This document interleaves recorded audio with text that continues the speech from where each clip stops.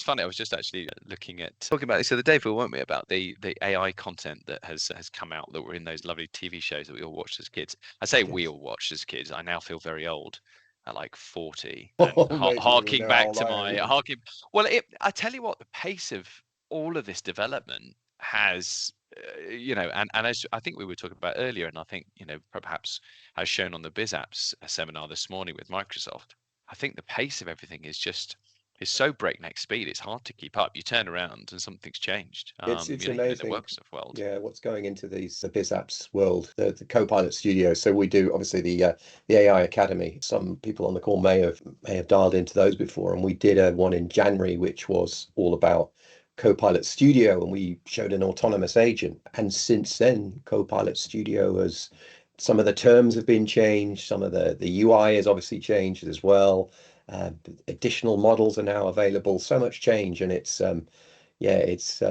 quite something to try and stay on top of it. I think that webinar was only in February, wasn't it? January or February? Yeah, We now find ourselves where we are. Fantastic. yeah, Yeah, it's as I all very said, exciting. feeling very old, and all of the TV shows that I watched, and one of those things being, just a simple thing like talking to your car in Knight Rider. I don't know if you remember that. And it all comes to fruition, doesn't it? If you Yeah, can think about it, someone will design it. So someone will design it's it. good. Yeah, Indeed. absolutely. So thank you very much all for Yeah, joining us and taking time out of your busy schedules. As you can see, we're going to talk about best practices today to future-proof your non-profit with topic of the moment, AI, or the many forms that comes in. I will let my esteemed colleague introduce himself. yeah. I'm Phil Kameen. I'm a technical solution architect here at FormusPro. Broadly means we do a lot of stuff with a Power Platform, and the Power Platform powers an awful lot of some of Microsoft's technologies, and has a lot of artificial intelligence built in, and a lot of opportunities to extend it with artificial intelligence as well. So Yeah, fantastic. Thanks. And you can see I'm Andrew, and I'm part of the commercial team. So my role and remit really is to keep the clever people like Phil and his teams on the straight and narrow when it comes to delivering all of our wonderful clients their projects, and yeah, basically trying to make sense of a very complex world, try and explain it in terms yeah, that people will understand, which includes me. So thanks, Phil, for that. That's very good of you. Right, so we'll get on to the next slide. And really, for my side, we just want to touch on the key for. I say key. It's the reason that all of these solutions and programs exist for the benefits of the charity and non-profit sector. So Microsoft started the Tech for Social Impact organization as part of their offering to the charity sector, and they set it up as a charity. Yeah, the Microsoft vision is pretty clear, actually. Is to empower all of your organizations to achieve more. To achieve more is very much, I suppose, what everyone is trying to do. We'll all know the achieve more with less tagline that is yeah. We're so going to be poignant. talking about that today. Yeah.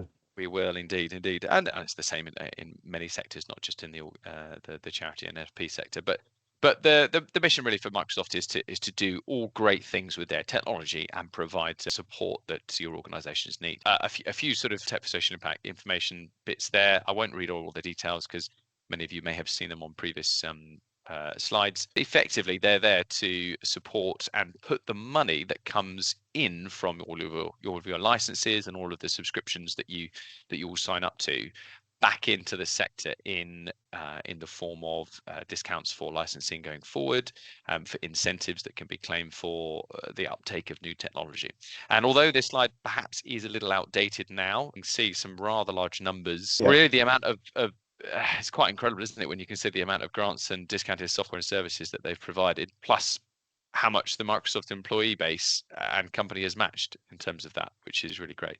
So I think I speak for everyone when we say we know Microsoft are doing a lot to assist us in uptake of all of these good things. And I would say actually that non-profit organization, Phil, probably is actually undercooked now, isn't it? I would imagine. Yeah, I think closer to 400,000 now for sure. So hopefully some of you will be on the call also be utilizing it. Just a very quick overview of what they do for nonprofits so that anyone who isn't in the know can see. There's the productivity and creativity side on the left. Some of these licenses for all you eagle-eyed people out there may be slightly outdated now. And as I was saying, and Phil, as we were saying earlier, the pace of change is so rapid that actually they can print something one day and then all of a sudden a feature of Copilot can be embedded into your Microsoft E3 or E5 license, for example, and all of a sudden you then find you've got a solution that you didn't know you had. Yeah, So very yeah, much it's so. exciting stuff. Yeah, but I think given the Copilot license is something like £20 for the NFP sector, it's quite a powerful productivity tool there for M365 alone.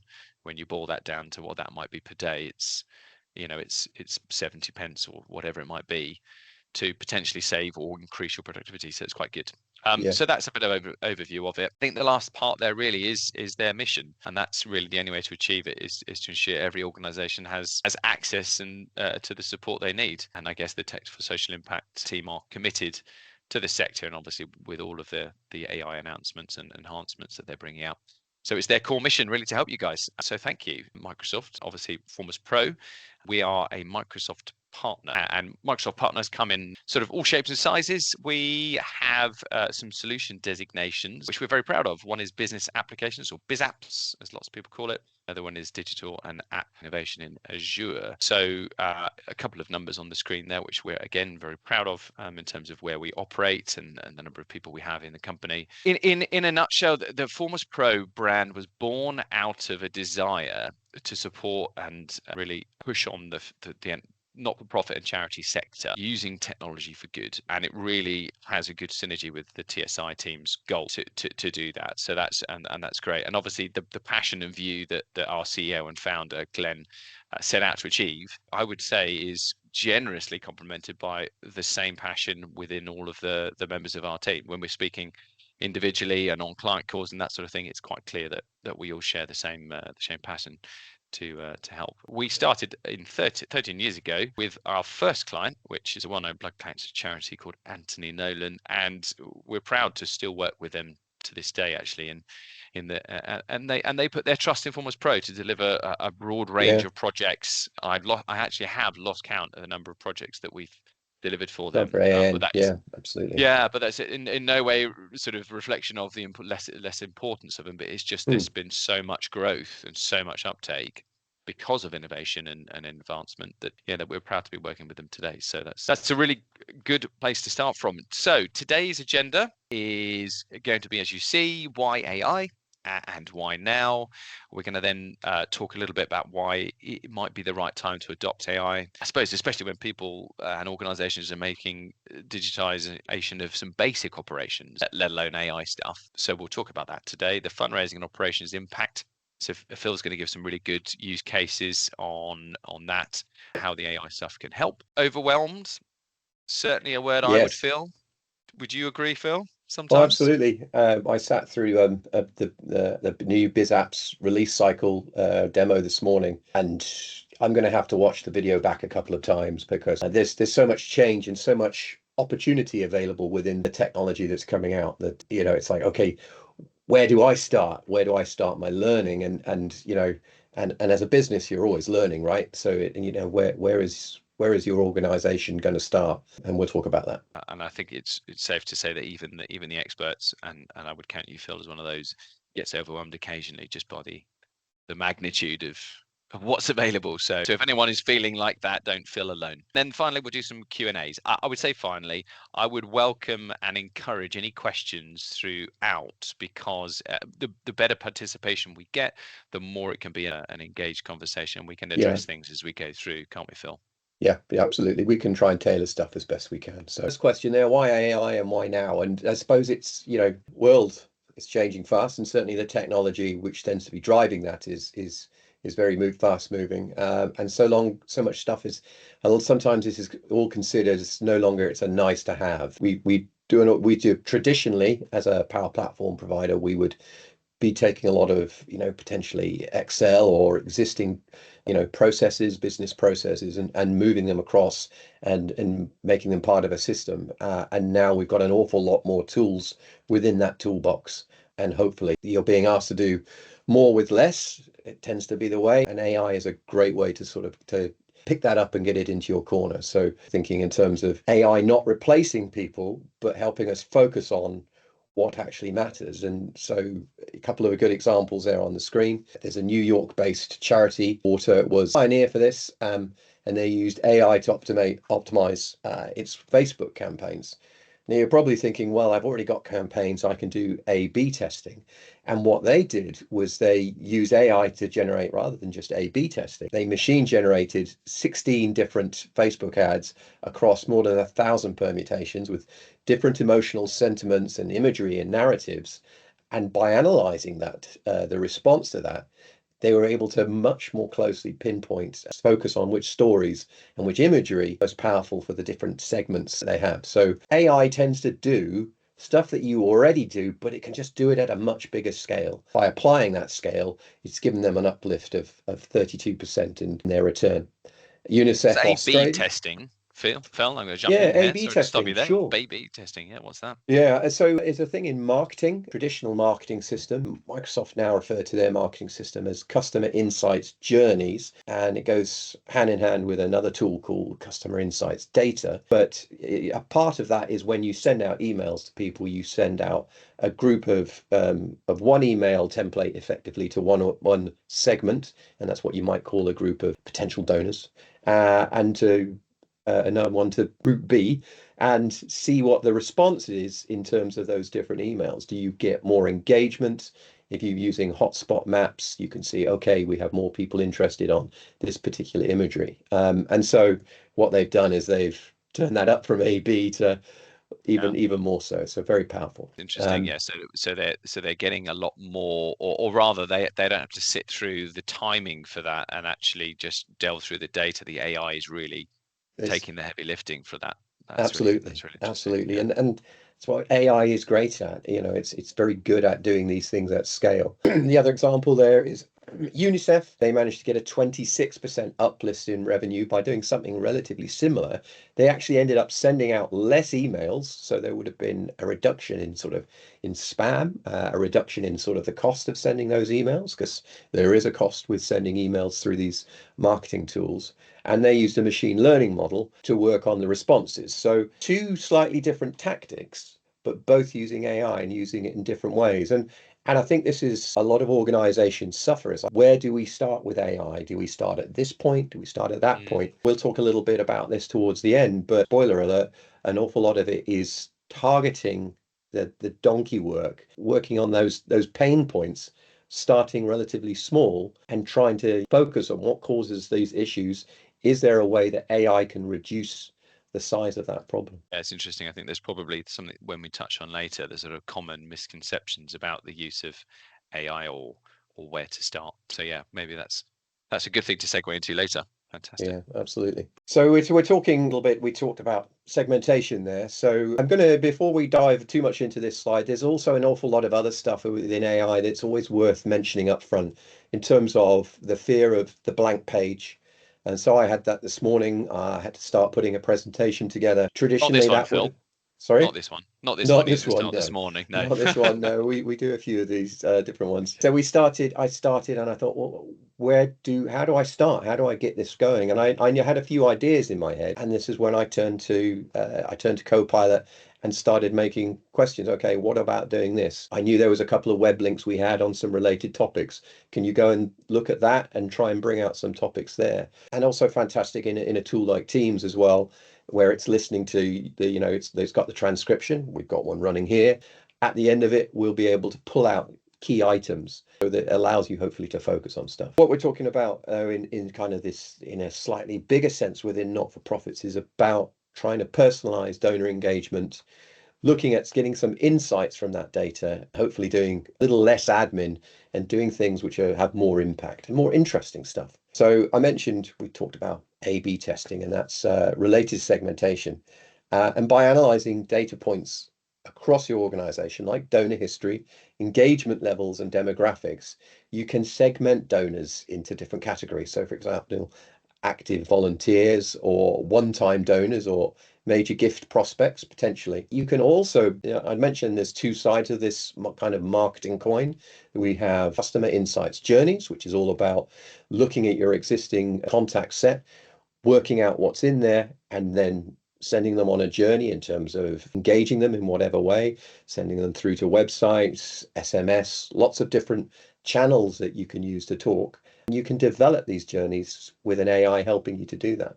I think that's really interesting and actually quite a powerful thing, because I would imagine there's a lot of organisations and charities that have a lot of data on their donors and history that's going back a long way, and it may be, not altogether, but I think the prospect of sitting down and trying to analyze that data, for me, if it was me in those shoes, would be quite a daunting one. So any help, Absolutely. especially with the AI tool, would be really, really good, wouldn't it? Well, and so the other side of that coin, from the sort of the marketing tool perspective, if you like, is a customer data platform, and that's sometimes called a CDP. Microsoft's one is called Customer Insights again, but it's Customer Insights Data rather than Customer Insights Journey. And what that allows you to do is collect and unify this donor data. So on one side, you're, if you like, effectively collecting data with it by pushing your donors through journeys and understanding how they interact with you. And then we take that information and we put it into a system that allows you to merge that data with other parts of your data. So you might have spending habits and other things that you can bring together. And that gives you a slightly more rounded view again of these segments. And then that data you can feed back into your journeys data. And then hopefully it's a cycle that allows you to understand the behavior of what your donors might be up to. To be clear, then, when you're taking when you're talking about the Microsoft, because this all comes under the banner of customer insights, doesn't it, as you mentioned That's right. earlier? So when an organization wants to take out the sort of the marketing platform the Microsoft offer, which is the customer insights, you're going to get both, aren't you? You're going to get the That's insights right. and then the journeys, so Yeah, that you yeah. can The use the licenses power of are both. now if you wanted marketing and you went to Microsoft and said, I want your marketing system, you will get the CDP as well as part of that licensing cost. So it's Yeah, all available fantastic. in one. Yeah. If anyone is interested in costs for anything that we're talking about on the webinar today, licenses or anything like that, feel free to put them in the chat or follow up later, and we'll do our best to sort of Yeah. qualify as best we can and give you an answer so you've got an idea. Yeah. So then once you've got all this data, you can then start to obviously craft personalized messages. And this is where AI is great in terms of producing that. It can be looking at what a donor has done, and it can actually create a message rather than just using a standard template. It can actually create a message specific to that potential donor. So hopefully, that really hopefully increases the chance of somebody wanting to engage down the line. Personalized engagement. I know, as you probably agree, Phil, if there is some sort of element of personalization to anything that I receive, I am intrigued to sort of know what else it might know about me, as opposed to something completely blank, which is, just shot from the hip and has got no relevance to me. I'll just click Oh delete. yeah, when it's just noise, I get lots of Yes, stuff through, and I'm like, I'm and not we all do. interested. How do I scroll down and I look for the unsubscribe button because I'm really just don't want to Yeah, hear from these people again. yeah, So very yeah, much so. but this is all about effectively making your donors feel recognized and valued. And if you can foster a long-term relationship and improve those retention rates, then that's all to the good of your organization and your goals. So let's move on a little bit. We're going to move to the various tools to hand in order to help support us. I mentioned Customer Insights. Customer Insights sits on top of the Power Platform, and I think I mentioned at the beginning that's a big chunk of what we do at Formus is providing tools that sit on top of the Power Platform. And that may well be, we talk to some organizations on sales, we talk to some organizations about field service, but a lot of stuff, there is tools available in the Microsoft Cloud for non-profit. And what that broadly means is there is an underlying data model. So it's a bit of a technical idea, a data model. It's effectively like a bunch of spreadsheets, if you like, underneath the hood of all these systems. They're referred to Not as in Excel, database. but not in Yeah, Excel. just like a spreadsheet, like Excel. But what you do is rather than have one giant spreadsheet with lots and lots of information on it, you break that stuff up so that you have one with just, for example, organization information, and then another, spreadsheet tab with information, just the contacts. And then what we do is we link these two items, and that effectively is what a data model is all about. Microsoft have had a tool, it has just been retired, called the fundraising and engagement tool, and a lot of people may already be using it, and they're Yeah, probably thinking, oh I'll my stop you, goodness, Phil. I'll stop you, Phil.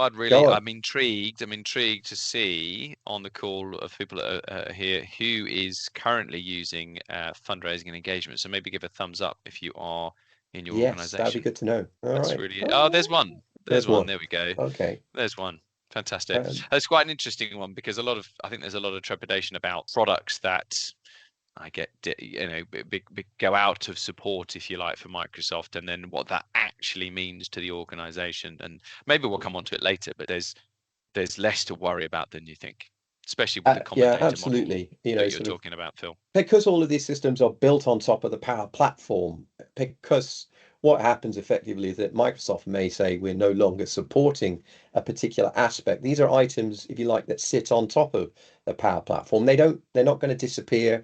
Your data is not going to disappear. It all lives in this common data model. And so if you wanted to, you could talk to an organization like Formus, a partner, about utilizing, there is a common data model specifically for not-for-profits. That includes these additional tables or entities, is some of the technical buzzwords, but that allows you to do extra stuff on top of a standard system.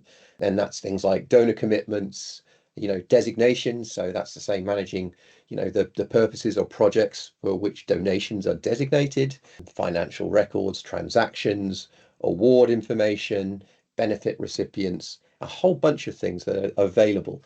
So if you're not going with fundraising and engagement, you may choose to go with this Microsoft Cloud for non-profit that includes this extended data model. There are But luckily products out enough, there. Are there products out there for it as well that you could move to, Phil? there are, luckily enough, it's almost as if you knew what the next slide was going to be. So Flex NFP standing obviously not for profits, is a tool that FormusPro created, and it has a number of very specific not-for-profit sort of business processes already built into it. All that's required is a Power Platform, a dynamic sales license. So that gives you access to a whole bunch of existing productivity within Microsoft Sales tool. And that's your, traditionally what leads to opportunities. There's also a bunch of agentic AI available within there. So if you want it to chase up your leads for you, it can do that as well, and it will hopefully reduce a lot of those pain points in that process. But we also have additional sections built up, include sort of managing donor stewardship, fundraising, gift management, and gift aid functionality, which is very custom, very specific to sort of the NFP sector. We provide the ability to create gift aid submissions, allows you to generate a batch of gift aid income records that can be sent via an API to HMRC, and that's all built in. We also have a regular payments element of NFP, and that allows you to set up and recall all sort of types of regular income that you might have through your not-for-profit. Gift aid one specifically is quite a good one, and there's a really good use case recently that we came across where we were just starting to work with a charity, Phil, that had dynamics, but it was implemented in such a way that certain sort of functions, if you like, were not necessarily sat with the charity; they were sat with the partner. A lot of the functionality didn't work, and one of them was this gift aid submission, and so effectively we had a really sort of terrible situation where there was a lot of gift aid to claim back from the charity via HMRC, and they had no way of doing it. So some of your counterparts in your team put the gift aid not declarations, but the gift aid submission batches into the charity, and it's allowed them to claim back a significant amount of money that's been sort of, I guess, spanning back a couple of years. And it's not that complex. No. But it seems there's lots of sort of charities out there, especially this particular one, that just weren't able to do it. So if there is anyone on the call that is in the same boat and cannot submit gift aid batch submissions to HMRC, then we have a good solution that's been deployed recently that works very well. That's sort of part and parcel within the Flex NFP, but also could just sit standalone as well. So yeah, so I just thought I'd add that in there. That's great. If it's got a dynamics, we build stuff in such a way that we can remove sections where we need to and continue to modify them. So yeah, it's great that we're building these products in-house. Definitely. So let's move on to some use cases for all this stuff. So we've talked about sort of smarter fundraising. So imagine being able to understand your donors better than before. So with 365 and AI, you can segment supporters by this behavior, and that's what we were talking about earlier. Predict who's most likely to give and personalize campaigns, hopefully that can really resonate with them. So, imagine an example here, reaching out to a long time donor, just as they're considering stepping away, and hopefully rekindling with a message that feels personal and timely. And that's what these AI tools are able to do, sort of coupled with things like AI chatbots. And that's something we haven't even covered yet. This, a chatbot and email automation can manage this kind of outreach. And there's, the magic word I think I've used a couple of times is being able to do it at real scale. Often when you do a demo or an example, you're only talking about, sort of one particular individual, because that's a story that can resonate. But it's worth remembering that when an AI is handling this, it can be doing this with thousands of people at the same time. And it's one of the great things about AI, and particularly a lot of the tools that Microsoft produce, is they always give you an element of confidence in terms of their own confidence in what they're doing. And so if you had concerns about AI, producing garbage and sending that out to your donors, because you would not want that, and the AI is capable of saying, okay, I'm not confident in this output, and it wouldn't take the job any further, and it would make, you would request sort of input from if you like, an agent. I mean, a human agent at that point to actually see what's going on. So it's very powerful. That once you've got sort of an engagement with a donor base, then you can help. Also, we talked about streamlining operations. So not all about raising more funds, but it's about automating reports, cutting down on manual data entry, and simplifying things like volunteer scheduling, because it can all be handled through an agent. So imagine your volunteer manager freeing up, if they could free up 10 hours a week instead of having to, this time they've spent sort of managing volunteers, which I know can be, like herding cats. Imagine if they could, spend that time doing something else, because an agent was dealing with all of that, a lot of that input. So 365 also connects data across departments. So your finance and your HR departments, a big chunk of what the Power Platform is able to do is it's able to reach out and grab data from other systems, or at least have visibility within those of that data within your own system. A magic buzzword, if anybody wants to talk about to me about this stuff, is a thing called a virtual table. And once Dynamics has visibility, then all of the processes within Dynamics can have visibility, and all of the AI that has access to those processes can also have visibility of that data. And hopefully that will allow you to pull together much stronger reporting and have a much clearer end-to-end vision of what's going on in your organization. And to be clear, Phil, is that part and parcel with sort of the Power BI reporting tools now that obviously can fish data from lots of different places? Not everyone has a data lake or a data warehouse or one of those That's other true. wonderful words, but they might have the data sat in their finance system for the, I don't know, as you say, the payments or the funds coming in, and some data then from their CRM and donor system. Power BI is one of Absolutely. those, isn't it? Power BI is a tool that can reach out to lots and have lots of connections to different systems and bring that data together. We've done a number of talks before in the past about sort of how you handle big chunks of data, and how AI can help you with that.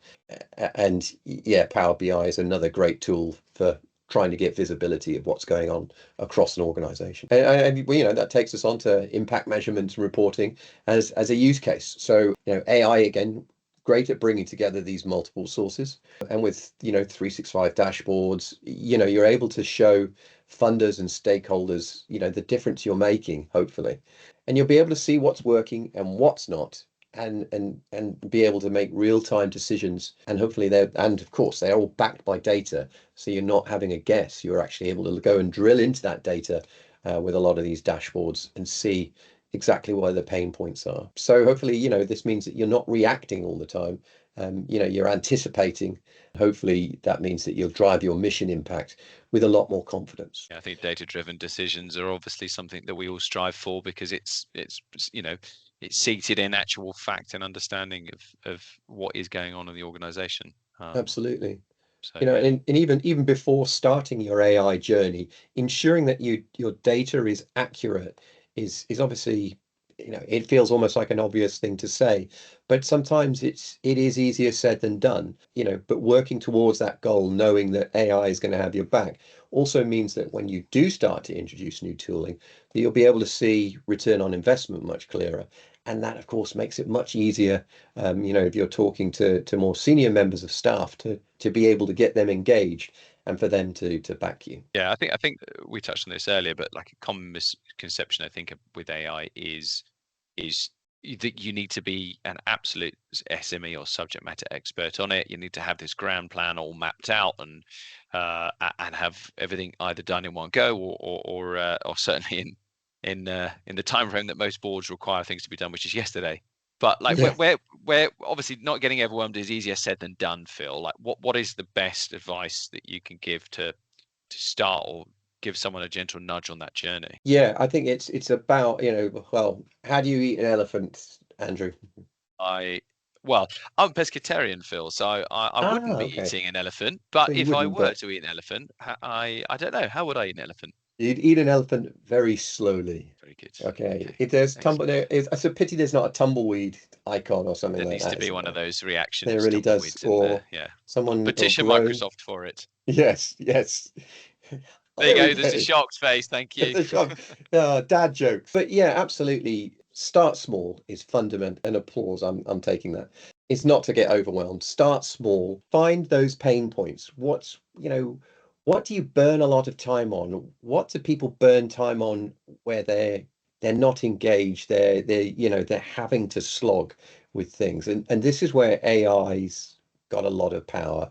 It's finding that a real everyday challenge that you want to solve. And maybe it's re-engaging with lapsed donors or simplifying, like we mentioned before, volunteer scheduling or something like that. Speeding up monthly reporting. How can you improve that? And sort of making sure that you don't overlook what you might already have. A lot of nonprofits out there are already using 365. Probably worth, somebody, if you're using Microsoft 365, do give us a thumbs up. And that often includes access to powerful tools like 365, Power BI, and the Power Platform. And that so you get these things, and you can then start to help automating processing and surfacing insights with all of these tools. And even, sort of building simple AI apps like agents are available just by having a 365 license. Yeah. So you don't necessarily need a full development team before you go into this. They change regularly as well. I found that recently, when you look at what is included in your Microsoft E3 or E5 license, Microsoft are forever, like with all things commercial, as it becomes more adopted and the uptake is greater, the cost will reduce. And so what they'll do is they'll fold them Yeah. into an existing subscription. So some people, it may be feasible to say that actually some people might have access to these tools, certainly in Microsoft, so the Excel and the Teams, but they may not know about it. And so it's worth a conversation internally, or at least getting in touch with a partner like us to review and say, well, these are the AI tools that would be present in your Microsoft tenant. Yeah. Are you using them? And it's really interesting how many people have got licenses that are sat there not being used. Not being used at all, which Yeah. absolutely, again, as I said, these are the kind of things that we do at FormusPro. We go out to customers and we do a review of your tenant and see what licenses you have and see if you're using them or not using them and whether or not we can provide them slightly cheaper. We do provide licenses, and see for not-for-profits, we're able to provide those at a much better rate. We have seen clients in the past been paying a lot more for licenses than they probably should have. Very much so, and you mentioned these bots earlier, the sort of bots that you can nest into, maybe customer-facing portals or interactions like that. That's That right. they require a particular type of license, but actually, when you delve into it, I think they're named AI builder licenses. I'll say that today at about 1:10, and then by 5 o'clock, the Microsoft will have called it something different. But anyway, that's a whole nother story. But yeah, these Microsoft AI builder sort of credits, if you like, by having Power Platform licensing for various other tasks that you may be running, you may not actually know, but you can be racking up these credits. And I've seen 3 Microsoft tenants of charity tenants recently in our partner center where we get views of clients that we work with that all have these AI builder credits, and there are a big range of how many you've got, none of them being utilized, which is really, really interesting. So yeah, get in touch if you just don't know what you have, or you don't know what you don't know. That's probably the best way Yeah, to that's probably the phrase it. best thing. Yeah. We mentioned it before, make sure your data is clean and well organized and consistent.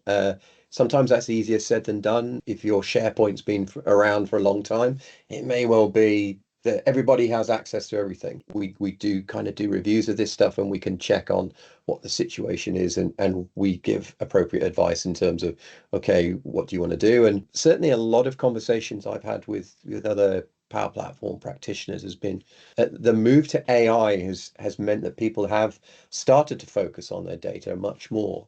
I think traditionally an awful lot of organizations would take absolutely any data they could get in and just go, well, I might need it in the future. And I think there's a much stronger push now to go, okay, we don't need all of this data. All it's doing is, sitting there, going stale, costing us money, and then potentially providing difficulties for any new systems we have. So it's worthwhile, again, starting to think about how you might, sort of deal with that. And as you explore, keep it ethical, transparent, and humorous first. Make sure, particularly when you're starting, that AI is involved in some of these decisions. I mentioned in terms of, it's able to provide a confidence level. It might be that you set that very, very you kind of low to start with. So if the AI is 99.9% sure it's got it right, maybe you want to check that a few times, but it's certainly a great way of starting to build trust. And make sure if you are working with an AI, make sure that it's being designed with trust and responsibility,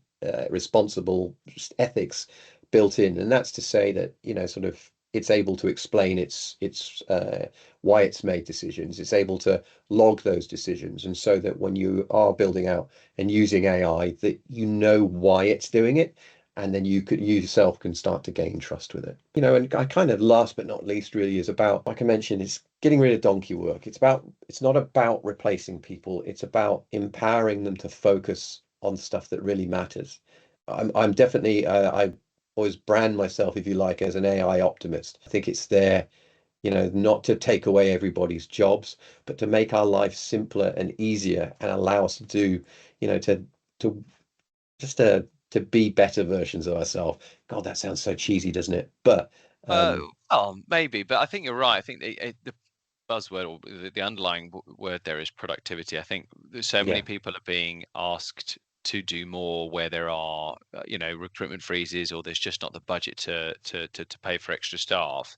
And the original concept of extra staff is, of course, that there was more tasks to achieve and complete, and therefore you needed more bums on seats. And I think a good way to look at the AI integration within any organization is really how much more productive that you can find your day, even if it's saving an hour a day. All of a sudden that becomes 5 hours a week.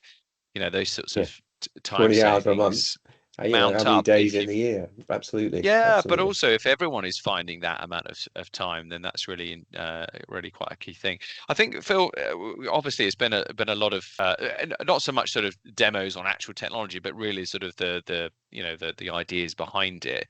If a non-profit, with minimal tech resource wanted to start, what's a realistic first step? I think absolutely starting with, the basic tools, and that's to say, tools such as Copilot or ChatGPT. Start looking at, when you're faced with blank pages, if that's part of your job role, faced with blank pages, look at AI as a means of starting to work on that. If you find yourself drowning in meetings, for example, your Teams premium license is a great way of getting a Copilot within Teams.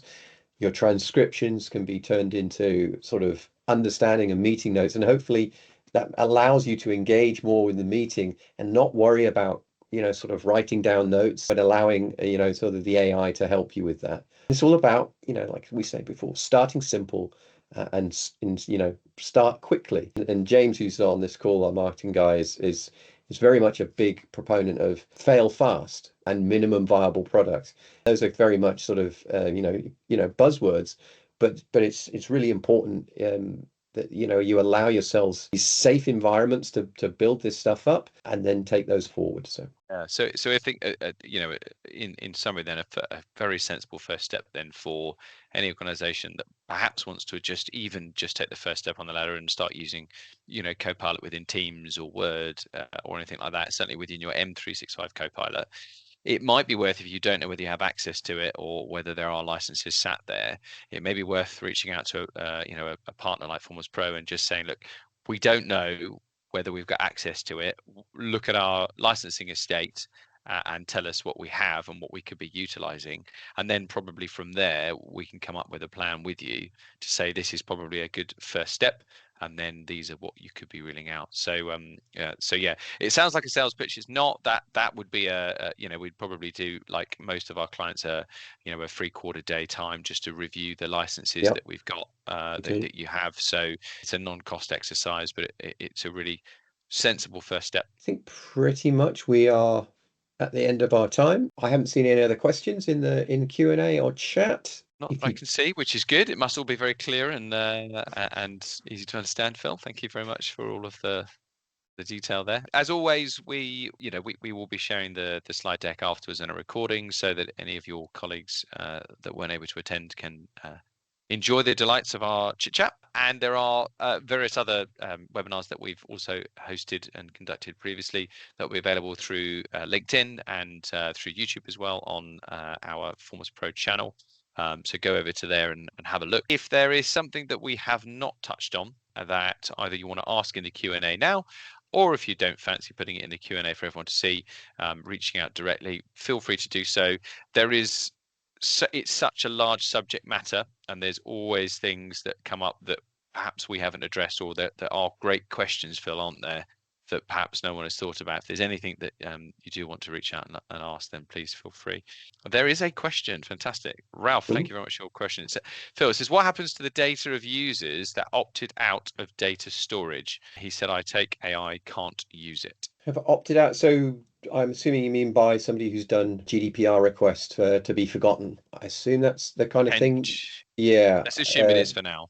I'll assume it is, and Ralph, unless you correct me, I guess. Let's see. Oh, we've got a new post. What's it said? This is exactly what he's saying. Absolutely. Well, your organization should, in theory, be anonymizing that data anyway, so that where there are some fairly strict rules, obviously, about GDPR in terms of it may be that you choose to delete that or anonymize the data to the point that it can no longer identify an individual. It's still then available to an AI. It still makes sense to have it as a data point. I would suggest that there are other aspects which are not necessarily AI aspects to parts of that question, but that would be that's my take on it, I suppose. Yeah, I think the crux of it is AI can use it and it can be visible. But like all data, obviously, within Microsoft's ecosystem of SharePoint, for example, there are lots of information data points within an organization that shouldn't be available to everyone. So setting up the data access points is quite important. But if it's just a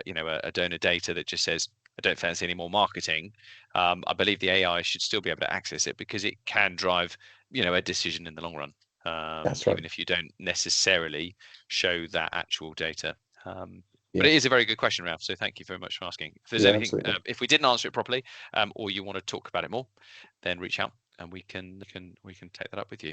I think that's probably a really good point to thank everyone for their time and to say thanks very much for joining us, Phil, for all of your infinite wisdom. Yeah, no, thanks, Andrew. And look forward to do get in touch on LinkedIn or through the marketing department or through sales, and hopefully we can help one another. And I think our marketing team, James, will send out the recordings after this, and probably, like any good marketeer, will send you various links to different places that you can go and consume or imbibe, depending on your desired word, any other content that Phil and the rest of the FormusPro team have put out.